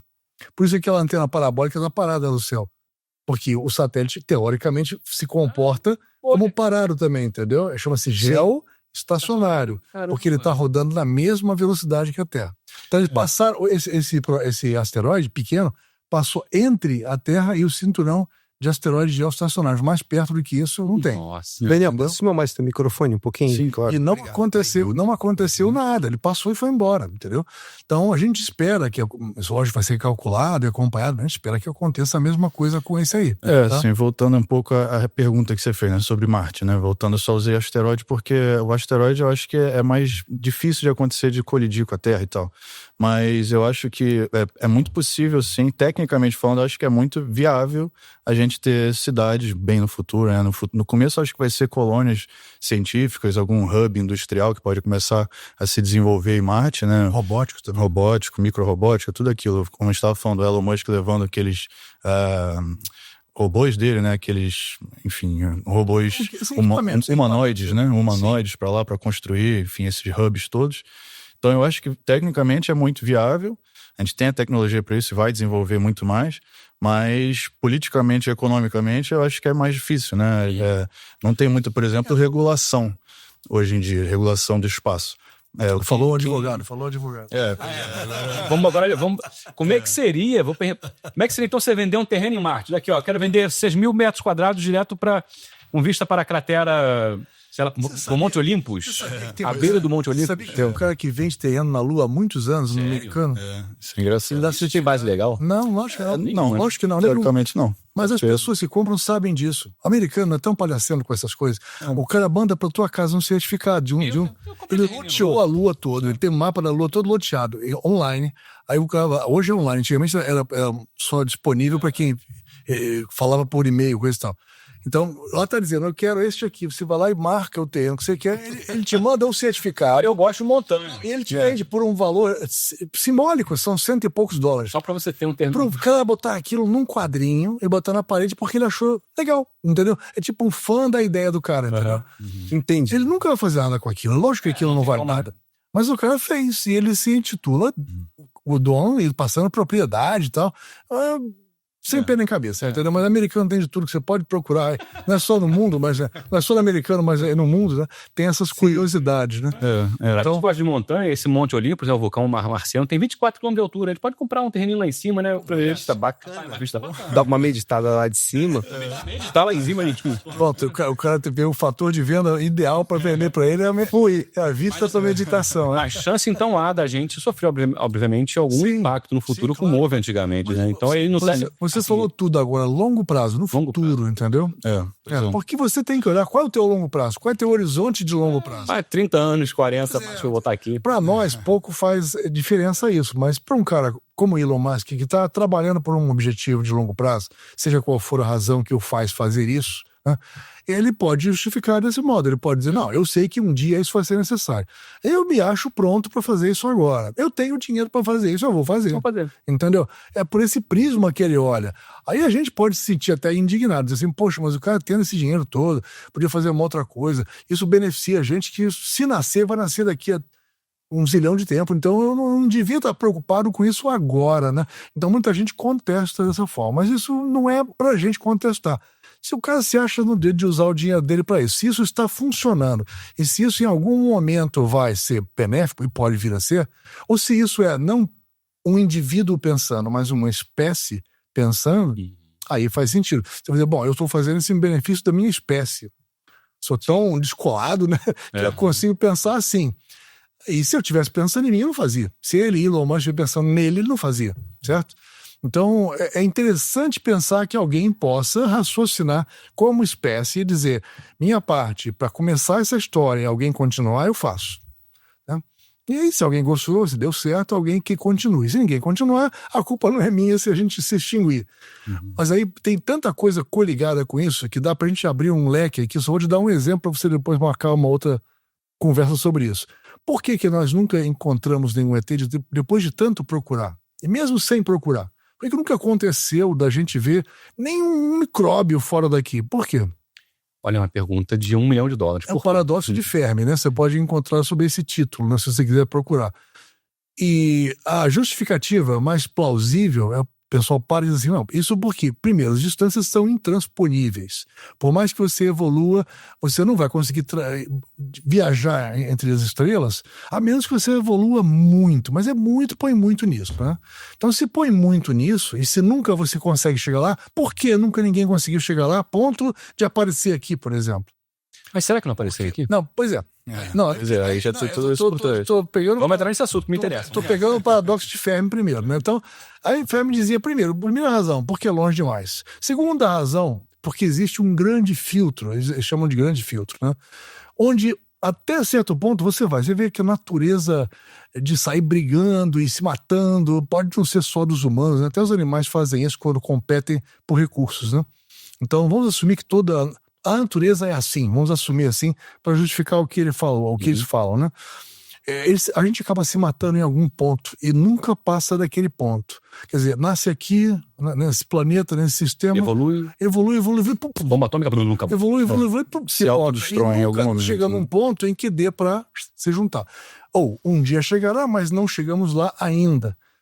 Assim, seja o que for que você queira raciocinar para isso, de toda forma justifica a falta de evidências de que isso pode ser feito. Aí você vai falando em evidências, né, voltando para fatos, você vai ali no Líbano, por exemplo, e vê uma construção romana enorme, me foge o nome do lugar, você sabe, não? E Baalbek, né? Baalbek Tev, uma coisa assim. Isso aí. O Graham Hancock teve há pouco tempo lá e isso tá no... Aí você olha aquelas colunas todas, fala, aquilo já é...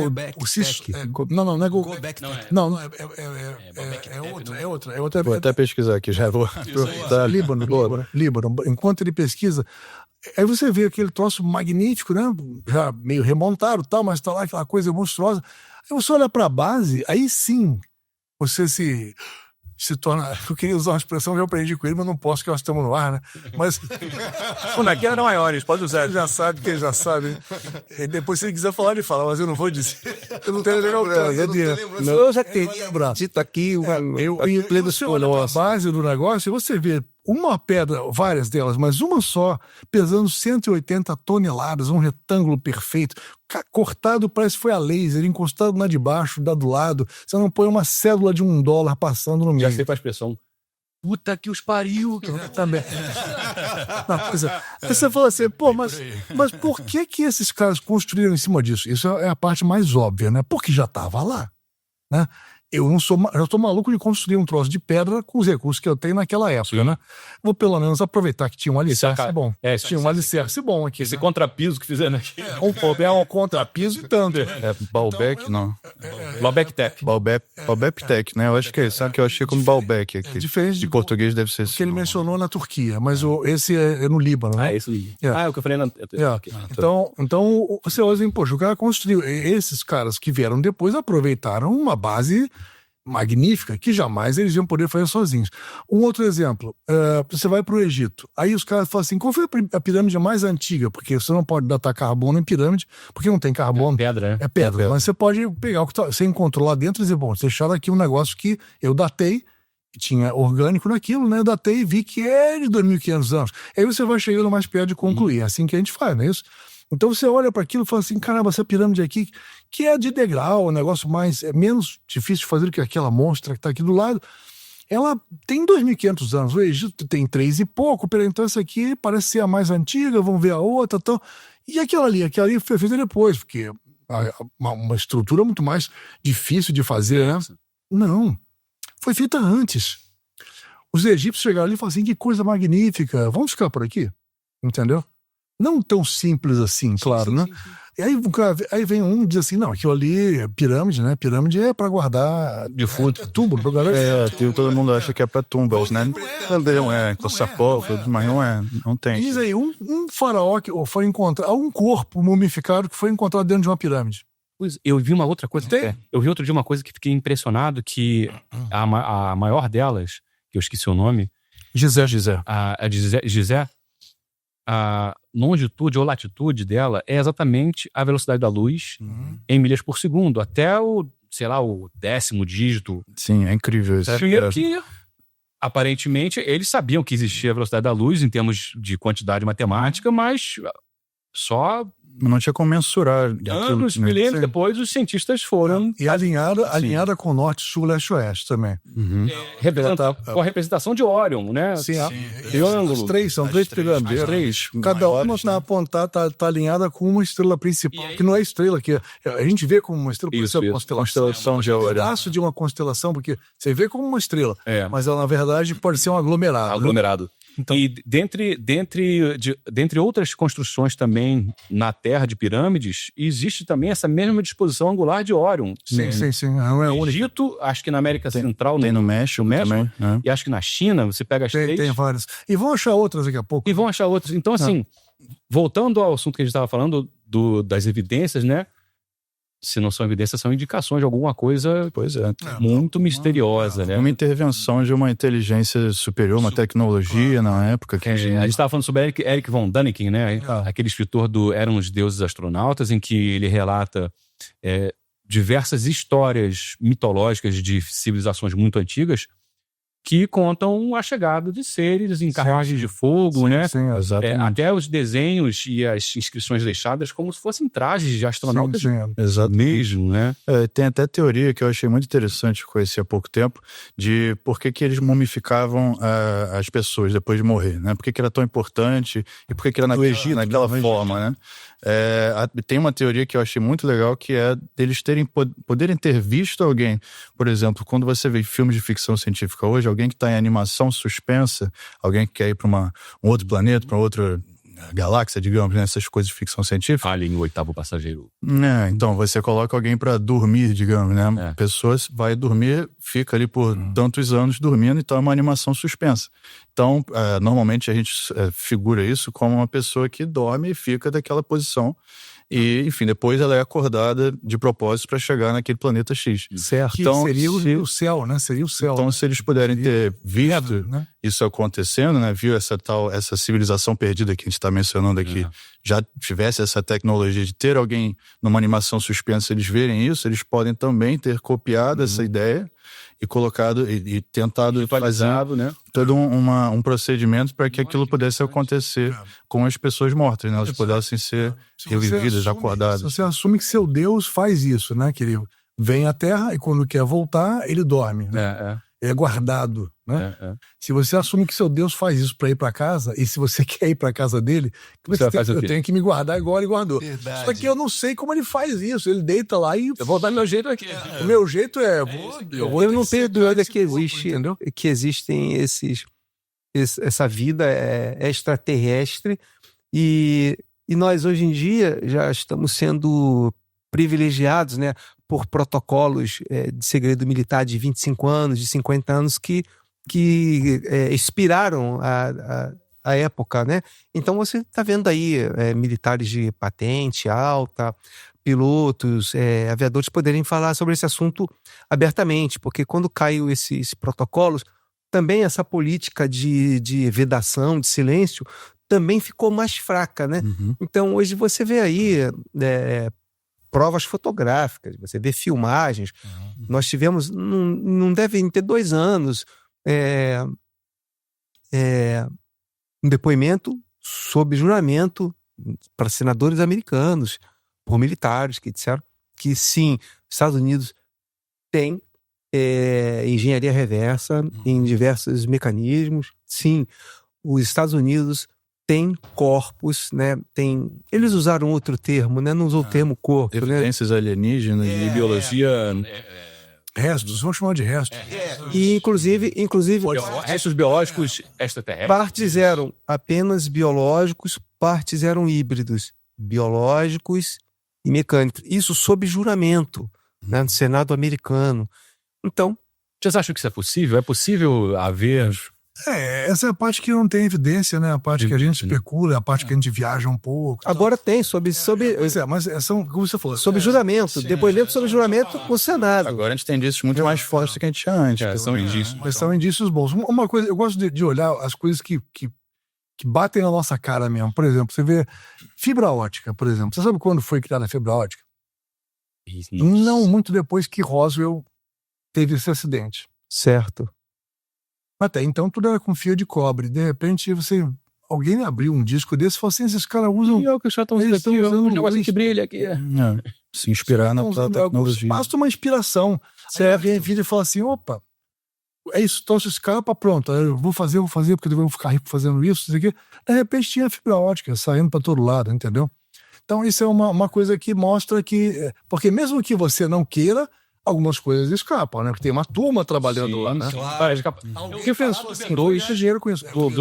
Dois que ali provavelmente usaram alguma coisa de engenharia reversa, mas são especulações também, obviamente, sem provas. Existe a possibilidade, né? Mas é que houve uma disrupção na aviação desse avião para trás, assim.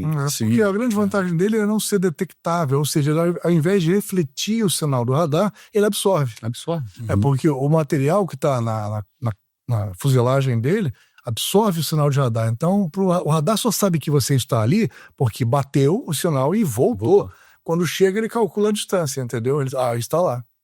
Mas se não voltou o sinal, não tem nada lá, entendeu? Então, por teoria, é muito simples você fazer uma coisa que o radar não pega. Assim como você se tornar invisível, né? Se você reflete a luz, seja qual for do espectro a parte que você reflete, por exemplo, sua camisa reflete o amarelo e o azul, predominantemente. Mas ela absorve as demais, entendeu?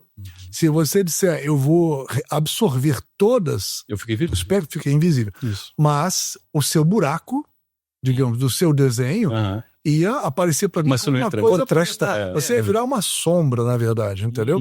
Então, para que você seja realmente invisível, você tem que projetar à sua frente o que você tem atrás. Então, em tese, por isso que a gente vê muito nos filmes de... sei lá, Missão Impossível, coisa e tal. O cara põe câmeras na frente, né? Mas também tem um negócio que captura o que tá atrás. A câmera da frente é para ele ver quem tá na frente, quem tá fechado numa tela. Mas atrás tem câmeras pegando o que tá... E você não pode ficar na frente delas, né? Pegando o que tá atrás e projetando à frente. Então isso sim te dá invisibilidade, porque você tá enganando os olhos de quem tá na frente. Se passasse direto por você, mas... É outra história. Mas o do radar é só evitar a reflexão. Já estou invisível ao radar, né? Porque não é ótico, né? Não é um processo ótico, é um processo... É B32? B32. B2 Voltando ao Egito, falando sobre as evidências, né? Eu também ouvi falar que a Esfinge teria 12 mil anos, de acordo com evidências de erosão que ocorreram pela água ali. Porque também, por exemplo, você olhando para a esfinge, a cabeça da esfinge é muito desproporcional ao corpo da esfinge, né? A cabeça é muito menor do que o corpo da esfinge. E também, como você falou, a erosão na base dela parece ser erosão líquida, né? Não erosão eólica, como é mais comum naquela região, porque não tem chuva abundante, enfim, no Egito, aquela coisa. Então, há muitos milênios não tem, né? Há muitos milênios não tem. Então... é uma evidência também de que aquilo pode ter muito mais tempo, muito mais anos do que a gente acha. Eu creio que há uma história não revelada, não conhecida, de uma humanidade ou de uma... eu nem chamaria de uma humanidade... Ou outra humanidade. Né? Uma outra humanidade, talvez com influências de outras civilizações, enfim. Fato é que evidências há, né? Muitas evidências. O Graham Hancock, inclusive, teve nesse complexo de Teobaldo, eu sempre esse nome, Teobaldo, será que é o nome que é? Agora, a gente vai botar tudo na descrição, tá, galera? A gente não sabe, a gente bota na descrição, né? A gente vai achar que esse é tudo aqui, ó. Quase uma batiza. Turquia, é da Turquia, você tá falando. Não, é esse que ele falou. Esse que eu falei não é de lugar nenhum, que eu falei... Mas foi você que falou o mais próximo, você que falou mais próximo da pronúncia. Göbekli Tepe, por aí, cara. É difícil pronunciar. Né? Mas ele chegou mais perto. Mais próximo. E o Graham Hancock, ele tem um documentário no Netflix, Apocalipse Antigo, se eu não me engano, esse nome. Eu sei qual é. É Apocalipse... daqui a pouco eu vou lembrar, eu sei qual é. A gente é ruim de lembrar as coisas, mas a gente lembra. Que ele fala que em determinado momento, a tese dele, né, fala que em determinado momento a Terra, na sua viagem dentro do sistema solar, passou por uma região que continha os detritos de um cometa gigante. E esses detritos entraram pela atmosfera e atingiram a Terra. Vivia na época uma idade do gelo, e eles atingiram, né, as camadas de gelo. Hemisfério norte, principalmente. Principalmente. E houve um derretimento e houve o dilúvio, que é inclusive retratado em diversas religiões, diversos registros históricos. É o grande dilúvio, né? Que Noé, né? Finalmente uma evidência científica para esse grande dilúvio seria justamente a colisão desse resto, dessas cometas com a Terra e não tudo. Não, os asteroides teriam sido os causadores do derretimento rápido do gelo. E como isso aconteceu principalmente no hemisfério norte, que na época devia ter muito mais gelo do que tem hoje, né?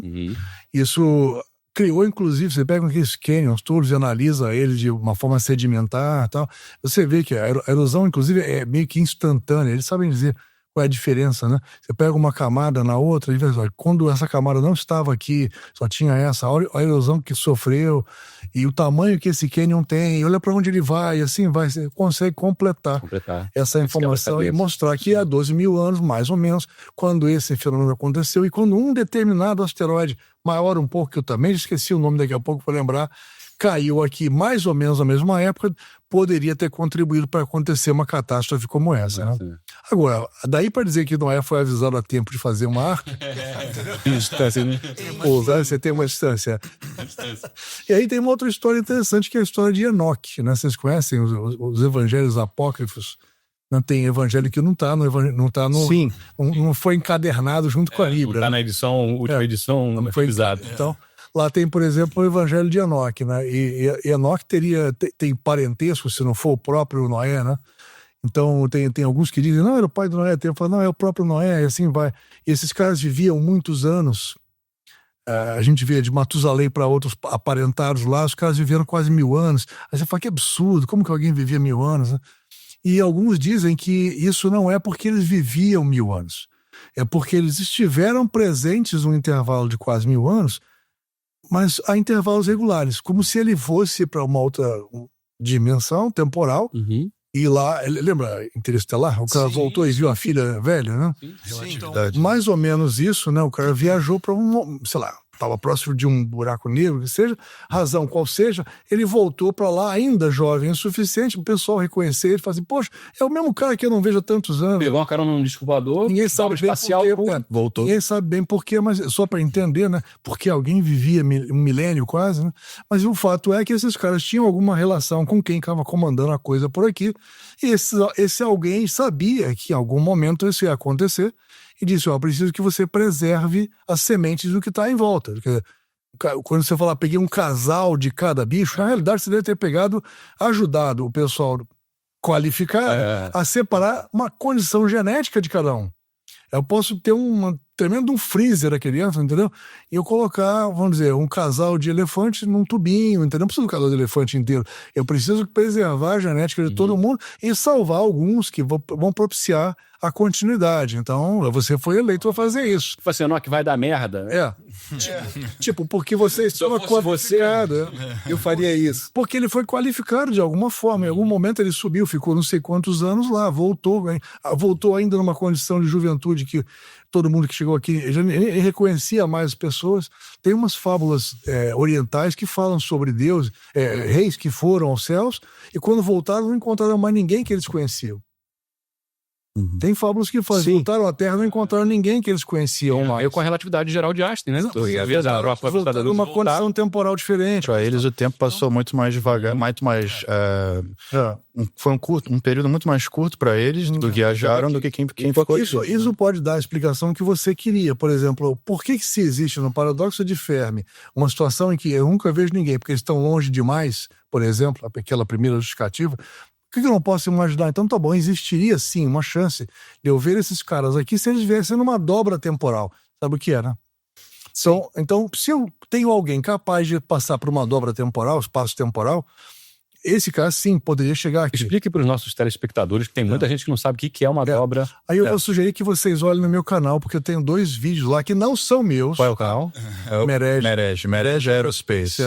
@MeregeAerospace. Não são meus esses vídeos. Eu fiz um tributo a quem fez. Um deles é o Miguel Alcubierre, né? Isso. Que é o cara que matematicamente provou isso. Ele tem inclusive uma palestra que eu peguei inteira e coloquei lá, dei ele o crédito e botei numa sessão tributo, né?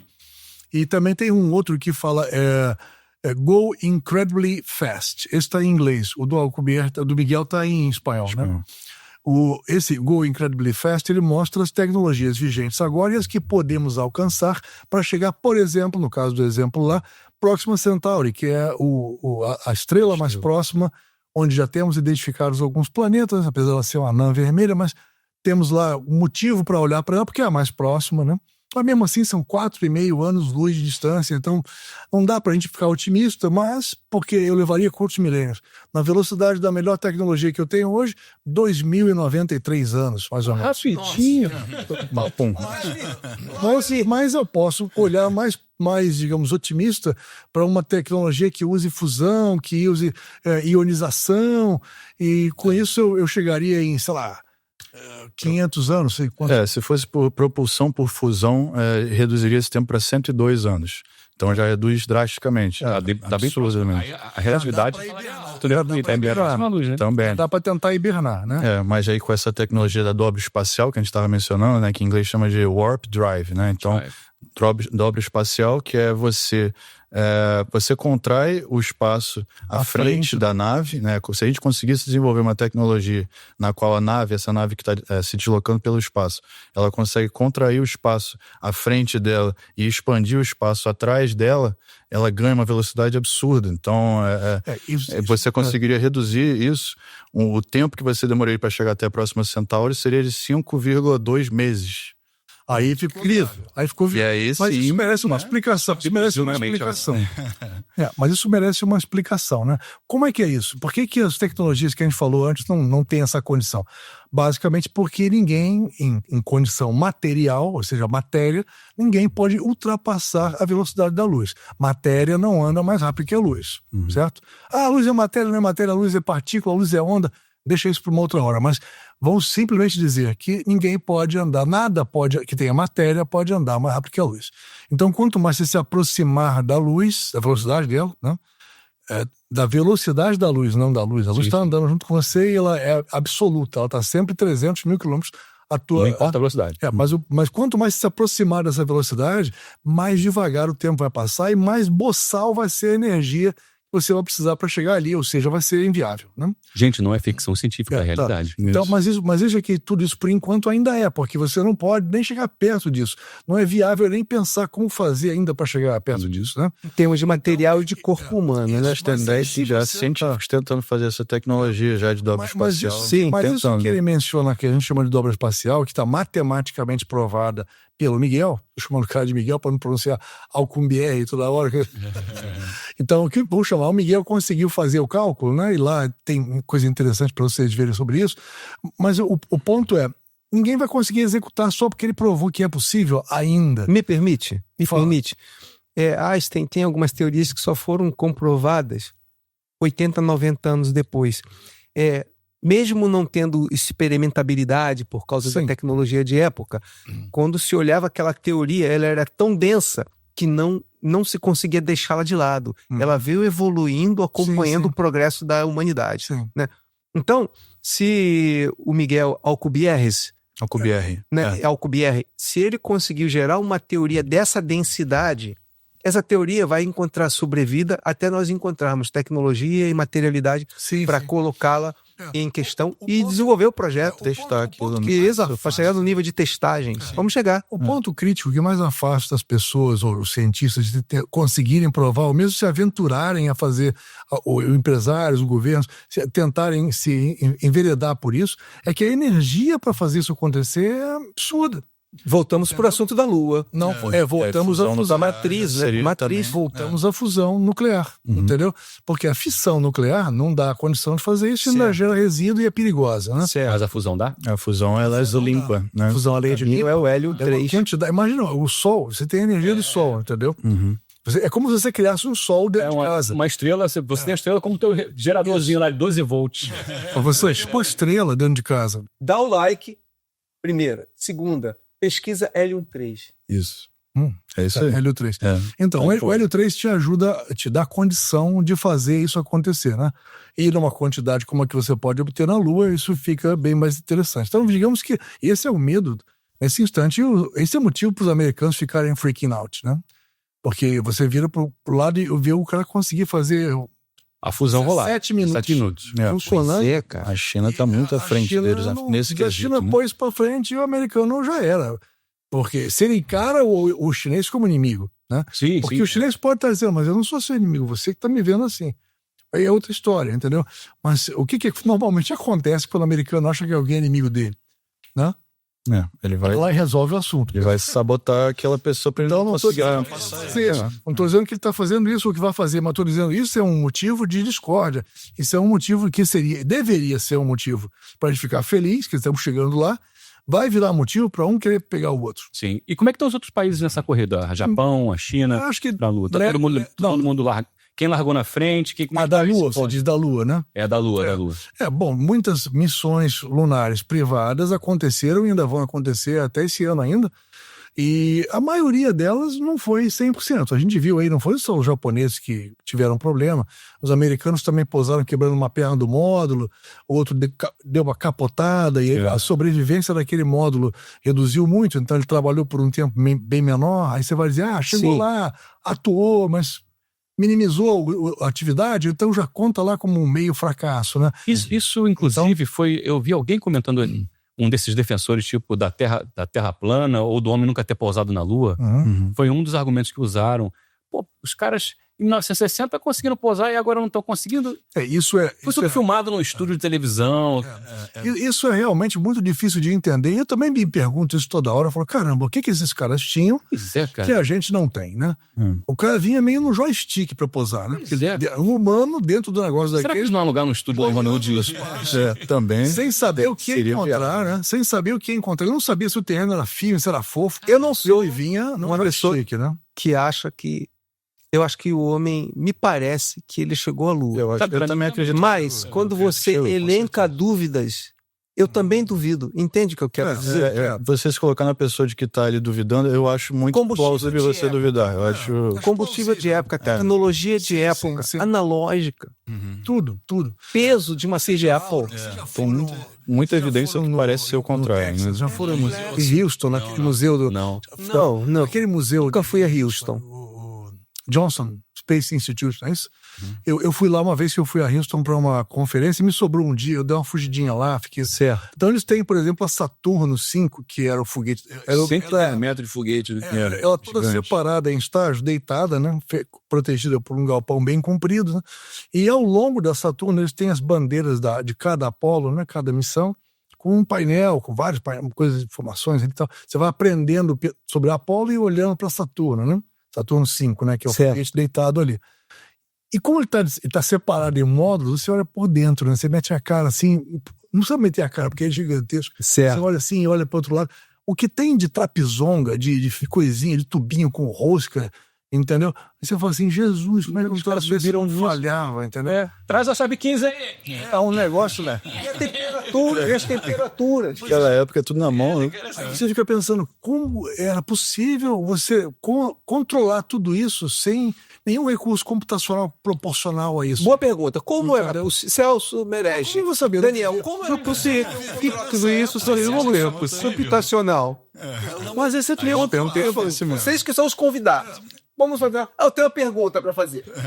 Como era possível? Pois é, você fica pensando, como é que o Elon Musk perde tantos dos foguetes dele com a tecnologia que ele tem hoje, e os caras perderam também, mas não tantos, não proporcionalmente falando, as falhas deles eram muito menores, entendeu? E era governo. E a gente sabe que governo tende a falhar, mas... Agora pegou o foguete com um garfo, né? Sim. Nossa, todo o pensamento dele eu assisto. Que classe, que categoria. Isso é uma otimização do que ele já fez. Pousar em pé sem aquele garfo já foi muito mais difícil, eu acho. Verdade. Não tem o estabilizador, não? Pegar voando ajudou o foguete a descer. Ele já vinha meio ali com medo de pousar, você vai segurar ele no ar. Então, já ajuda. Eu acho que aqui é para não acontecer o pior, né? Porque a logística fazendo isso é muito melhor, porque vocês não, ao invés de você simplesmente pousar e pousar longe de onde você lançou, você está pousando aonde você lançou, né? Então você já está pronto para lançar de novo. Você não tem que trazer aquele monstro para lá de volta, porque ele vai ser reutilizado, tal. Tem sentido, e é menos arriscado o braço te segurar do que você deixar ele quebra um braço, cai, explode tudo. Ele botou satélite pra caramba na órbita da Terra, né? Um monte de Starlink, né? Ele é o que mais. 2/3 dos satélites que estão em LEO quer dizer dizer Low Earth Orbit, ou seja, até 700 de altitude, 700 quilômetros, né? Certo. Você tem uma faixa que a gente chama de LEO, né? Tô batendo aqui toda hora no microfone. Mas a LEO é o que a gente chama de Low Earth Orbit, é onde estão os satélites que têm que girar mais rápido para não cair, porque a física manda, quanto mais perto você tiver da Terra, mais rápido você tem que girar, senão você cai. Para manter aquela altitude... Quantos quilômetros por hora eles estão girando ali, mais ou menos?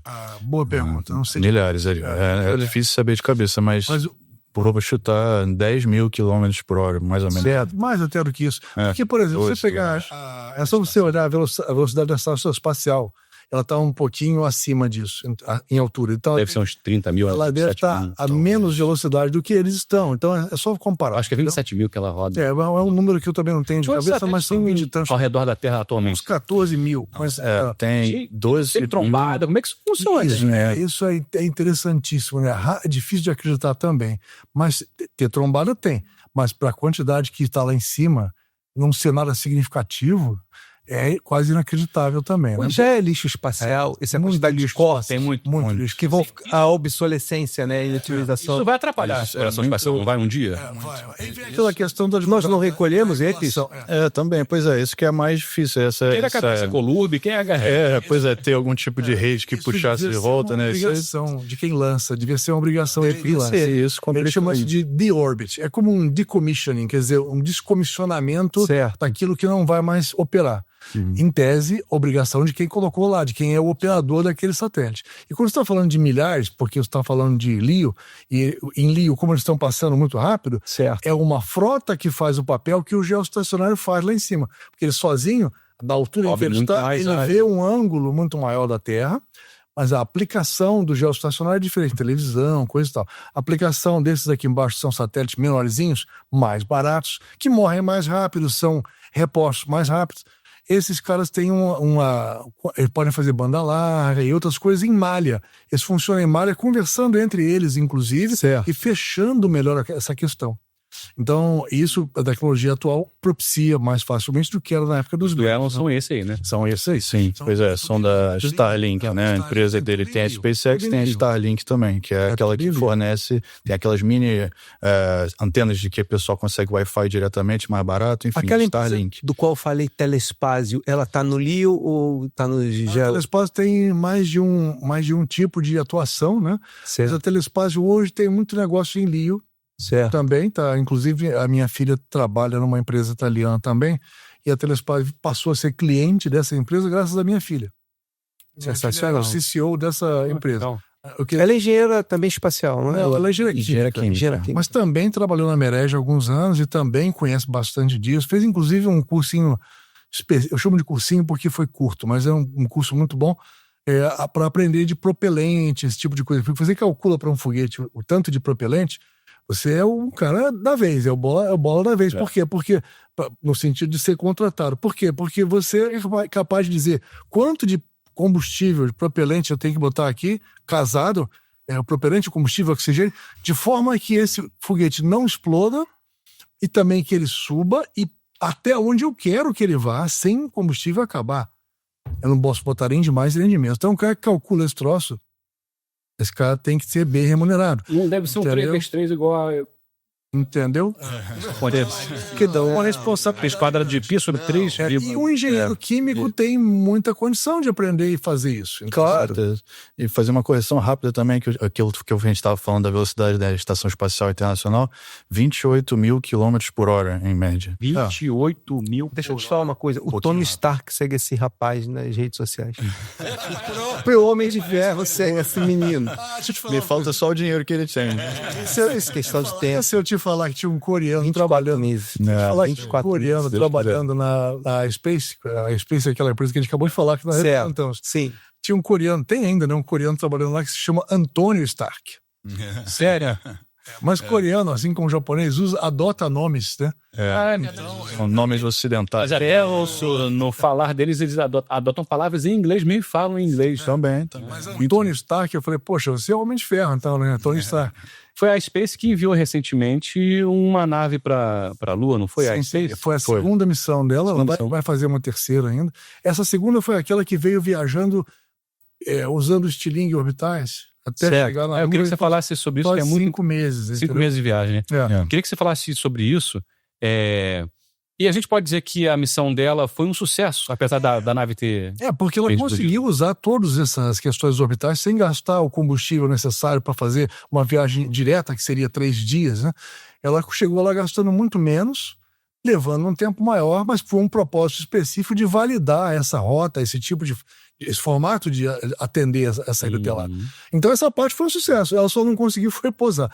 E a explicação para isso, não sou eu que tenho que dar, é a Space, mas foi dito alguma coisa sobre um sensor de distanciamento, né? Que era laser, e sensor laser não falha pela luz, né? Sim. Falha por software. Então, provavelmente foi algum problema de software que ele dava uma leitura errada. Então, ele mostrou uma distância para a Lua maior do que a real. E como esses equipamentos são autônomos, são semi-autônomos, eles viajam se aproximando de lá, já distante da Terra, e recebem comandos periodicamente. Sim. Mas eles estão em boa parte do tempo autônomos. Piloto automático ali, né? Quando eles perceberam a falha desse sensor, era tarde demais para desacelerar. Ele deve ter batido a mais de 1000 km por hora. Foi dar uma cagadinha, aí deu-lhe uma porrada. E não tem... Nem falei fazer cocô, tem licença. Vou fazer xixi. E aproveitar, gente, peraí. Fala o seguinte, ó, nosso papo já tá... Agora que eu tô vendo, galera, 1h30 quase... Aliás, 1h30 conversando... Pô, não falta assunto pra gente. Muito bom conversar com esses caras. Quer fazer o seguinte, vamos fazer uma pausa e vamos gerar um outro capítulo, né? Acho que vai ter 2 episódios. Pode ser. Top. 2 episódios, tá bom? Vamos lá. Obrigado pela presença de todos. Um beijo enorme e a gente volta no próximo episódio. Não deixe de se inscrever no canal. É isso aí. Dá um like, compartilhar. Vamos fazer como de praxe? A gente quer que vocês deixem os seus contatos. Porque como vai ser um outro episódio, é importante a galera que viu, se amarrou, quer conhecer mais sobre eles, né? Deixem os seus contatos e as suas redes sociais. Façamos isso com um crédito aparecer em algum lugar ou falemos? Olha as coisas, vocês podem falar. E também coloca em crédito. O nosso canal, quem quiser ver tudo isso que a gente está comentando aqui, a gente fala muitos vídeos lá no nosso canal. O canal só de tecnologia aeroespacial. Sim, é bem tecnologia focado. E outras coisas também, né? Tecnologia mais focada na área espacial em si, né? Certo. Então a gente até tem isso no nome. Então é @merege aerospace. Né? Então a gente fala muito dessa parte de tecnologia espacial, até de defesa um pouco também, geopolítica, mas vai ser muito interessante. Quem quiser tiver um tempo. Porque nós atuamos para defesa. Há clientes nossos que são marinha, exército, aeronáutica, etc. Então, essa parte interessa para discutir também, né? Perfeito. Então é isso, gente. Até a próxima. Muito obrigado. Grande abraço. Tchau, tchau. Tchau, tchau.